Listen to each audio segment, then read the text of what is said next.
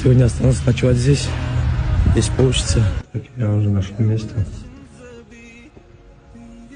Такая здесь мечеть.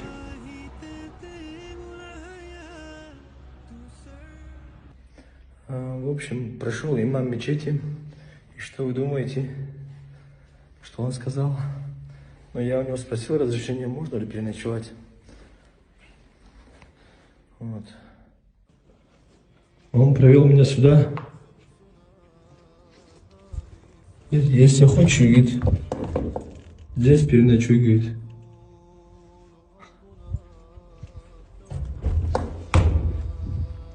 Потом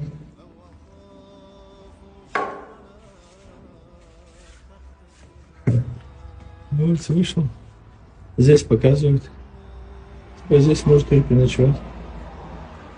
Я говорю, конечно же нет, я пойду, говорю, дальше тогда. И поэтому мне придется уйти. Конечно, очень обидно, то что меня оставили внутри мечети спать, переночевать до завтра. Вот. Ну ничего.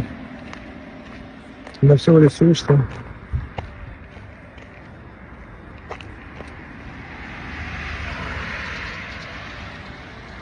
Так бывает в жизни. Огорчений. Все к лучшему.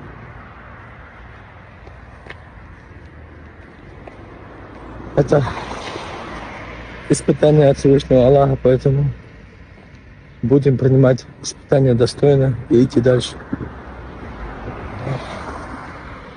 Честно, он не ожидал, что так поступится, но ничего. Ну ничего. Жизнь, она так и устроена. Нас в жизни постигают трудности, проблемы, неудачи, препятствия, которые мы должны проходить стойко. Потому что это испытание от Всевышнего Аллаха. Вот. В любом положении, альхамдулилля. Главное, жив, здоров. Идти дальше могу. К своей цели. Иншаллах, дойду. Иншаллах.